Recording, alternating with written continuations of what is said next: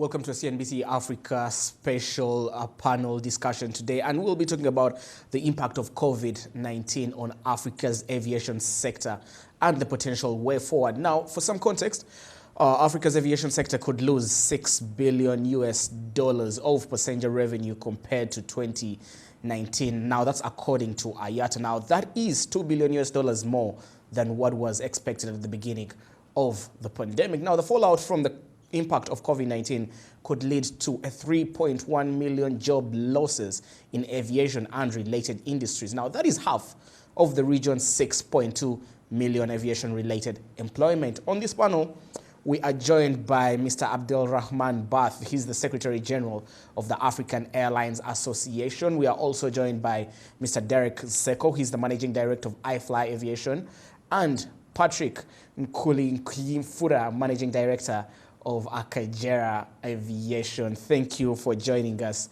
gentlemen, and thank you for making the time. I want to start with you, Mr. Secretary General.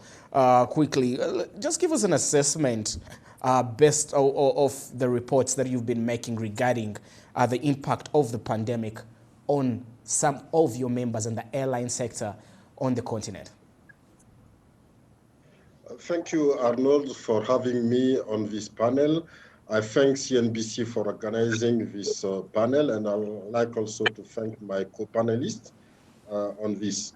And I would like just to adjust some numbers. You know, the contribution of aviation sector to the economies in Africa for 2018 is $63 billion and 7.7 million jobs. And we are seeing with the COVID-19 a drop of activity. At AFRA, we are making an assessment every month. Our last assessment in November is showing $9 billion loss of revenues for African airlines. So the figures are growing since the starting of the beginning. The $6 billion you gave was made by IATA on May. So since the figures are going up. From January to November, we have seen a drop of capacity of 52% in Africa. So if you look at this drop of capacity, it means that we have 3.7 million jobs at risk and the loss of economic contribution of $30 billion. So we are seeing a recovery since July after the opening of borders, but since it's very, very, very low, in August, for example, we have seen that only 30% of the level of capacities we have seen last year on the same month in August are really on the market. And the load factors are very, very low. For August, it was 32.75%, which is far lower than the break-even load factor of airline. And also, we are making an assessment of the number of routes reopened by airlines since the COVID-19. For November, we have seen that only 68% of routes has reopened compared to February. It was a bit higher in September. In September, it was 74%. In October, it dropped at 71%. And November, we are at 68%. You know that the second wave is coming. And also, we think that airlines are readapting their network and their activity to the situation and the evolution of the COVID-19. So the impact on the aviation sector is very, very huge, and we'll have opportunity, I think, to talk about how to survive and how to recover after the COVID-19. I want to bring Derek Nseko, MD Ifly Aviation, into this conversation. Derek, you've heard the Secretary General's remarks. Do you echo the same sentiment?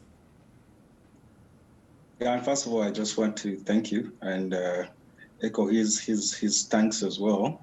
Thank you so much for having us, and also for the panelists for joining us. And what I'd like to echo actually from what he said was just to re-emphasize the importance of aviation to Africa. And from the numbers that he gave, aviation contributes about 3% to the GDP across the entire African continent.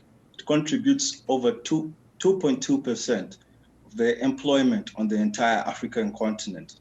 So this is something that we have to emphasize because Africa needs to understand the importance of travel. I think we do more now in the context of COVID-19, which has really highlighted that aviation is at the center of economic activity, not just in Africa, but across the globe. So it's safe to say, though, that COVID has reinvented travel, and it's something that we have to accept as we pave a way forward with our industry. Now, the appetite for travel in Africa has always been held back by restrictions. We've got restrictions in visa policies, we've got restrictions that come about due to high fees. Now, just to put it in the context of COVID-19, it's much more expensive to travel now because of all the, not just the policies, but because of everything that you have to do to just get onto an aircraft and to move from point A to point B. So travel has become a much more difficult prospect for Africans as we go forward. So we need to find ways to not just even make it more efficient, but to make it cheaper for Africans to travel in order to boost the aviation industry and to move closer to what we refer to as a recovery. I want to bring Mr. Patrick into the conversation as the managing director of Akagera Aviation. Just let's look at it from the impact on Akagera specifically. What kind of hit have you been feeling over the past 8 months? First of all, thank you, Arnold, and your team for having us on this important topic. And I also thank the panelists who have joined us. The impact we had was severe, like the other panelists mentioned. You know, we 98% of our clients come from the US and the UK, and our clients are usually into the luxury segments of the tourism industry. So there are the two countries that were the most hit by the pandemic, and the average age that they have is 60. So the chance of them traveling back again soon is very limited due to the fact that we are going through a second phase as well. A second phase for the COVID. So it's difficult, but we have to be innovative and survive this crisis that is unprecedented. We are trying to pull up other measures in order to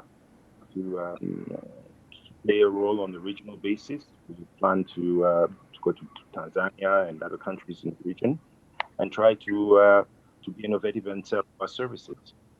Government has been helpful in some ways, as they can, but at the same time, you have to understand that this industry is what's extremely hardly hit, like the Secretary General just reminded us.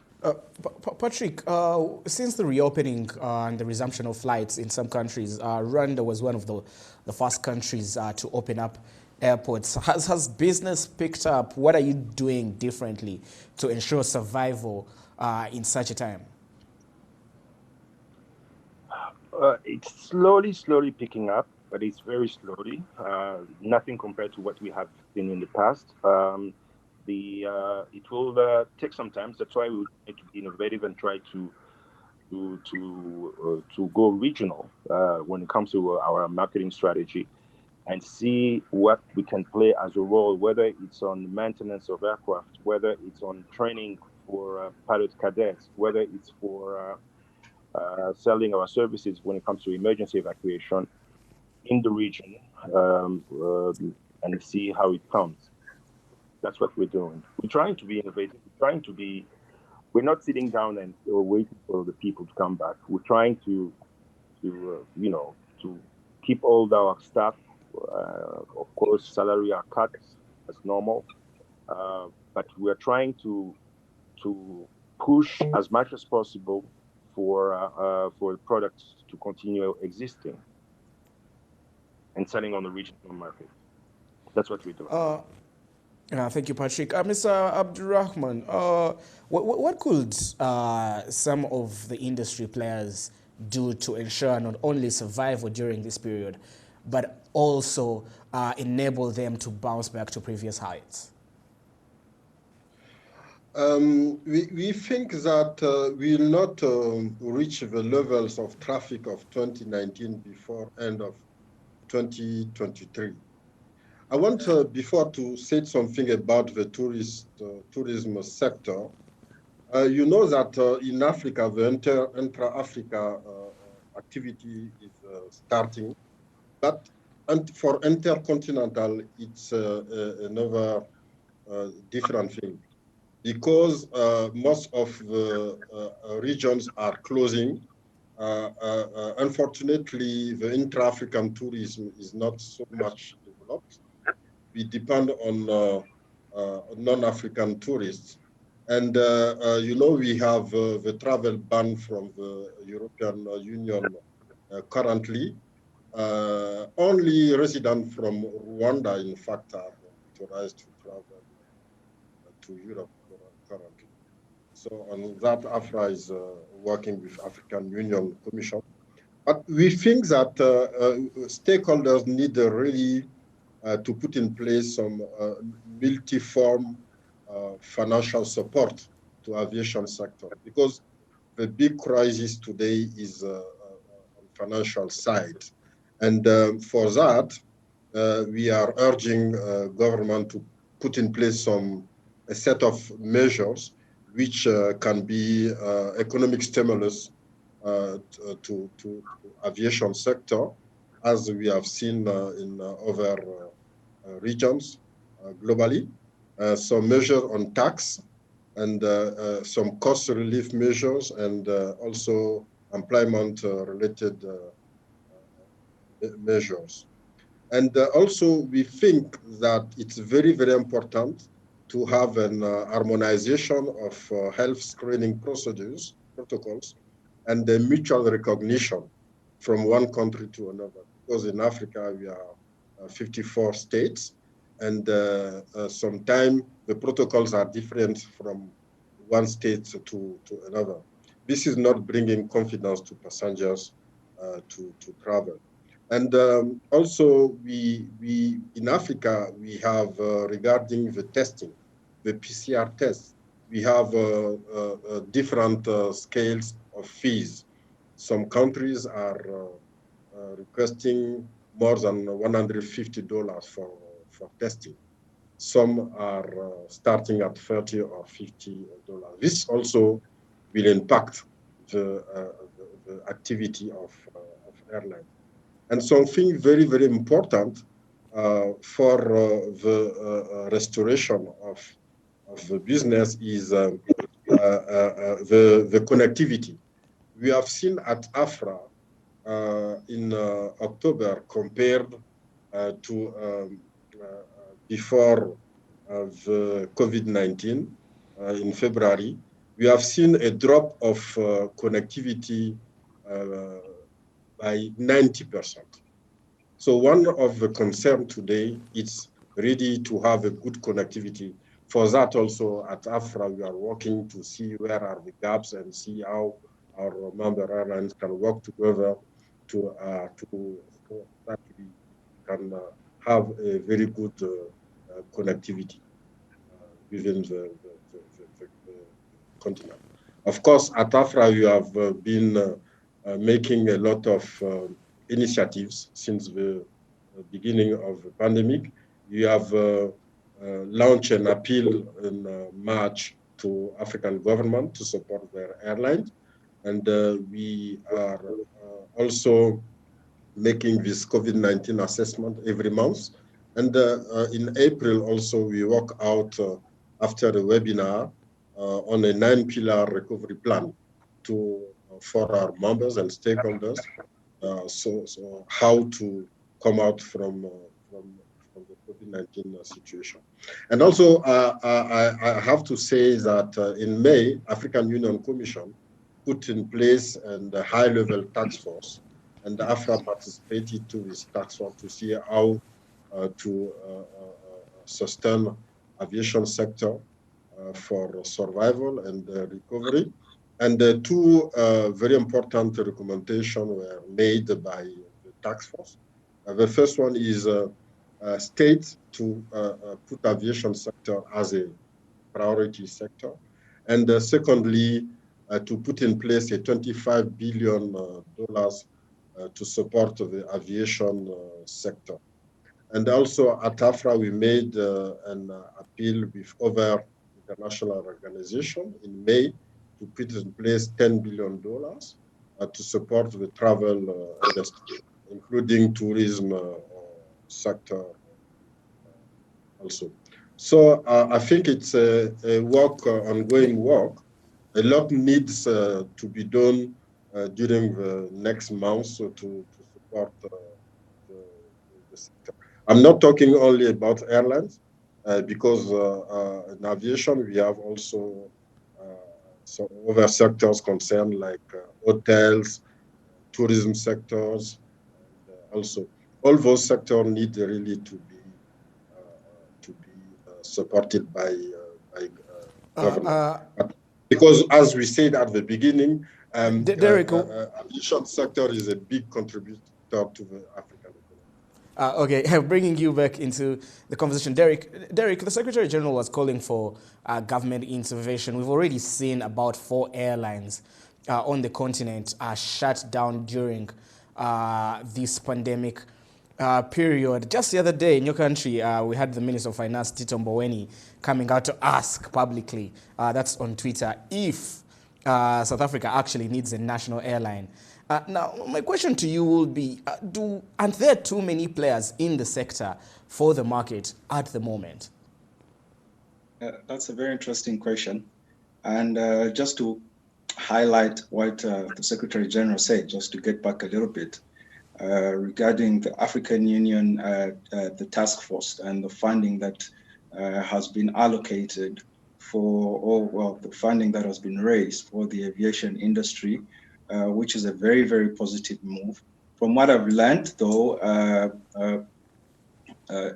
apparently the funding will be allocated to individual states and not just specific airlines. That just causes a little bit of worry because, especially in the context of what Arnold just said right now in regards to Minister Tito Mboweni, I think our governments, we need to advocate more. We need to continue to highlight the importance. I don't think some of our governments in Africa truly understand the importance of the aviation industry. So the confidence is very little that if that funding is allocated to governments, enough of it will be pushed into the aviation sector, which so badly needs it. And the other worry from that point of view should be that in these states that have national airlines, how much of this money is going to go to privately owned airlines and not just to prop up the national airlines, which, as we know, are the ones that are not well run in some of these countries. So that's just a bit of a worry there. And I just hope that in this industry we can have something more aligned and something, an initiative that can truly benefit every player across the landscape of the airline industry. Mr. Patrick, bring you back into the conversation. It's a cloudy morning here in Kigali. But could there be a silver lining for the aviation sector as a result of maybe potential opportunities coming through from this pandemic? Good questions. I think we need to complement on what Derek was saying. We need to synergize much more than we did in the past in order for us to survive. not only as the national airlines, but also as the entire, you need to look at the aviation sector as a whole, as the aviation sector industry as a whole, and take advantage of those relief funds, but at the same time, have a really big synergy. It's not business as usual. We need to be working together more. We need to be helping each other more if we want the sector to be stronger in the future. We see a lot of individual type of initiative, many by airlines or other players in the industry. But what is needed more is really synergies, economic of scale, for us to be able to survive in the long term. Derek, how do we survive? What are the opportunities for the industry? Well, first of all, I believe we need to learn to work together. I think previously, before this crisis, that was one of the main issues across the aviation industry. We have a very fragmented aviation industry. And as you alluded to earlier, I didn't really answer your question. Yes, we do have so many airlines across a very restricted African airspace. And if we do not work together, we cannot optimize the opportunities that are within the aviation industry. At the moment, the opportunity is very small because travel is at an all-time low. There's very few people moving from point A to B. We have airlines, most of the airlines have their planes packed. Airlines are restructuring and they're trimming their fleets, they're trimming their route networks. So for me, the important thing is to work together. I think it's a good time as well to revisit the kind of initiatives that move us forward into that direction. The Secretary General alluded earlier to the fact that traffic in Africa largely depends on foreign carriers. In fact, 35%, only 35% of the major hubs in Africa are actually connected to one another. Intra-African connectivity is extremely poor, and we need to create our own travel bubble within Africa right now, especially in the context of the fact that there might be a second wave of the coronavirus. We do not know if there will be a third phase. There could be a fourth phase. We cannot continue to look at intercontinental travel. We cannot continue to look at foreign carriers and depend on them to boost our own industry. We are very lucky in Africa that in the past few months, we have actually responded to this crisis from a health perspective. We've responded better. So we are better positioned to create our own travel bubble within this continent. And this is the best opportunity now to improve the intra-African connectivity that can push us forward. And when we look at initiatives like SETEM that have been very, very sluggish, the single African air transport market, this is now the best opportunity to accelerate such initiatives on the African continent. Derek, just there in your closing remarks, you're talking about the single African air transport market. This has been in conversation since 1988, right? Operationalization of this with the coming in of AFCFTA in early January. Is it something that we can actually count on to happen? It is something that we truly hope that we can count on. I'd like to think that this is not a baton that I'm going to pass on to the next generation. We have to keep advocating. And I believe the aviation bodies within Africa, and Mr. Berthe can allude to this, between Ifly, AFCAC, and IATA, that significant work is being done to accelerate. I believe there was an initiative recently that was just launched as a safety initiative that will also continue to boost our progress towards SATAM. The various issues that are in contest that countries are not happy with, issues like dispute settlement. I think we've taken steps towards that.